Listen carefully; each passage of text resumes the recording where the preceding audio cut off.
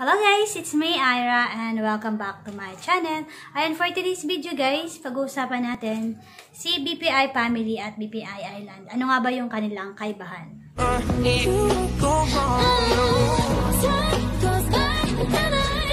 Pero bago yan guys, kung bago pa lang po kayo sa aking channel, ay huwag niyo pong kalimutan mag-subscribe at pindutin niyo rin po yung notification bell dyan sa baba para ma-update po kayo kapag nag-upload po ako ng panibagong videos. So ayan guys, let's start. Yung topic natin ngayon ay about kay BPI Island at BPI Family. So, ayun guys, ano nga ba yung kaibahan ng dalawang bank na to? So, ayun guys, para sa iba, wala namang pagkakaiba sa kanila. So, ayun nga, siguro isa rin kayo sa mga nalilito kung magkaiba bang yung bangko na to. Kasi, madalas na experience ko, nakakasabay ko sa sa mga bangko. Yung nag-deposit sila o may transaction silang gagawin sa bank. Kaso, ang napuntahan pala nilang bank is BPI Family. Tapos, yung nag-deposit nilang pera is going to BPI Island. So, hindi sila guys nakakapag-transact ng kahit ano. Over the counter yung kanilang gagawing transaction. Like guys, deposit o kaya withdrawal. So, hindi yun pwede guys. Maliban na lang kung yung transaction is online transaction o kaya dun sa machine. So, pag mag-deposit ka dun sa machine guys nila, pwede kahit BPI Family o BPI Island yung iyong account. Tapos, kapag online transaction din, pwede din yun. Pero pag over the counter guys, ay hindi pwede. Kasi although si BPI Island at BPI Family ay nandoon sa isang mother bank na si BPI Island, ay wala siyang kakayahan o wala siyang access sa bawat isa sa kanilang dalawa. So, wala silang, merong pagitan o harang sa kanilang dalawang bangko. Although they are both owned by the same mother company, BPI Island and BPI Family bank accounts are handled by the two different sets of bank. So, ayan guys, dahil isa rin ako sa mga nalito noon kay BPI Island at BPI Family, ay gusto kong i-topic at i-share sa inyo yung aking mga nalalaman. Kasi sabi ng iba, wala man daw kaibahan, pero sa pagkaka-experience ko, so mga nalalaman ko ay meron silang pagkakaiba. So, ayan guys, meron akong 7 different na pagkakaiba kay BPI Island at BPI Family. So, ayan, let's start. Ang una guys, ayan, si BPI Island at si BPI Family. So, si BPI Family is a savings bank, samantalang si BPI Island is a commercial bank. Number 2, magkaiba rin sila sa interest rate. So, kay BPI Family, mas mataas yung kanyang interest rate sa ating savings. Pagdating kay BPI Island, ay medyo mababa yung kanyang binibigay na interest rate or earning interest rate. Number 3 guys, kanilang holding tax. Pagdating sa holding tax ni BPI Family, ay mababa lang yung kanyang kinukuha na interest. Pagdating kay BPI Island, as medyo mataas ang konti, compare kay BPI Family yung holding tax nila. Ito yung holding tax na to guys, ito yung ini-earn natin. Tapos, ito yung percentage na kinukuha nila doon sa in-earn nating interest sa ating savings.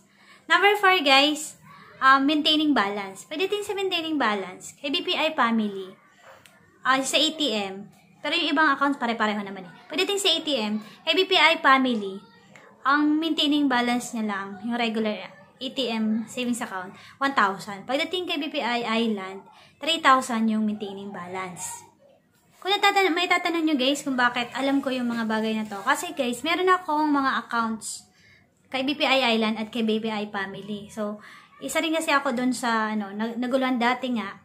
Kasi may magpapadala sa akin. Tapos, binigay ko yung account. Tapos sabi niya, hindi daw ina-accept dun sa bank na pinuntahan niya. So, nalaman ko, yung napuntahan niyang bank is BPI Island. Samantalang yung account ko is BPI Family. So, ang ginawa ko na lang, nag-open na lang ako kay BPI Island ng account sa kanila. So, nag-open lang ako ng ATM account para yung mga transactions online ay mapadala. Lalo na pag mga provincial area kasi, usually ang mga bank doon is BPI Island.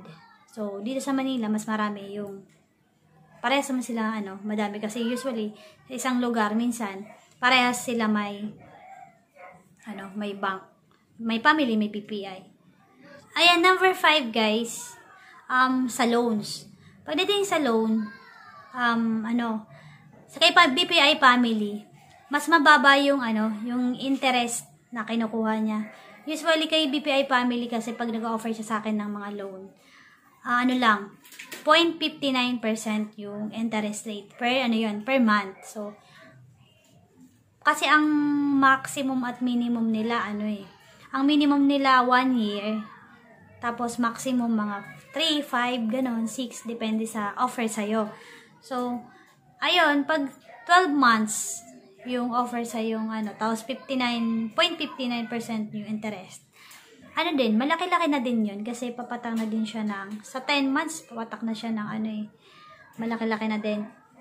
So, mababa siya pag monthly lang, pag kinumpute lang as monthly. Pero pag inabot na siya lalo na pag 2 taon, malaki na rin yung interest na yon. Tapos, pagdating naman guys kay BPI Island kasi, yung interest niya is minsan pumapatak ng 7.79% to 99%. 0.99%. So, ayun,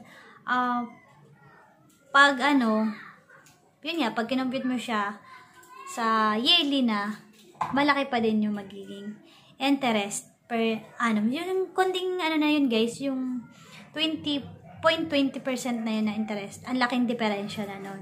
So, pag ako kasi guys nag-loan o nag-uutang sa bangko, ang una ko agad yung tinitingnan kung magkano yung interest na ipapatong doon sa aking loan. So, kinukompute ko kaagad yan.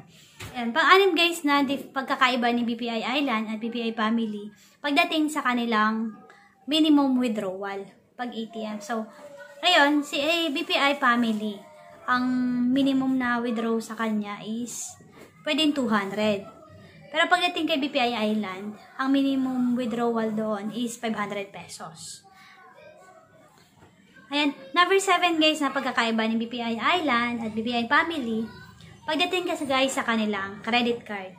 So, pagdating kasi guys sa credit card nila, pagdating kay BPI Family, wala siyang walang rewards, walang rebates, walang points, o wala lahat kay BPI Family. Kasi mas matagal kong nagamit si BPI Family at nung itinawag ko siya, wala talaga siyang wala kahit points wala. Kasi nagtataka ako bakit si BPI Family, wala man lang mga promos, rewards. Nung itinawag ko siya, wala daw talaga. Kahit points, wala. So, pagdating dito kay BPI Island, ay marami siya guys na rewards. Meron siyang earning points. At meron siyang marami siyang promos. Like ngayon, nitong mga nakaraan, ang promos niya nung December is 300 3,000 na ma-purchase mo using your credit card, BPI credit card.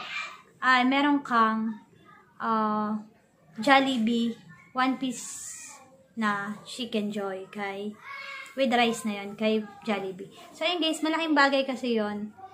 Kasi lalo na pag dating natin ginagamit yung mga credit card natin, ay malaking bagay at malaking tulong at malaking save na rin para sa atin yung ganitang klaseng mga promos. So yun guys, sana mayroon kayong natutunan sa araw na ito about BPI Island and BPI Family. Sana ngayon, napanood yung video na to ay hindi na kayo malilito sa kanilang dalawa. Ayan guys, huwag niyo pong kalimutan mag-subscribe at pakipindot na rin po yung notification bell dyan sa baba para ma-update na lang kayo pag nag-upload po ako ng panibagong videos. Ayan guys, thank you for watching.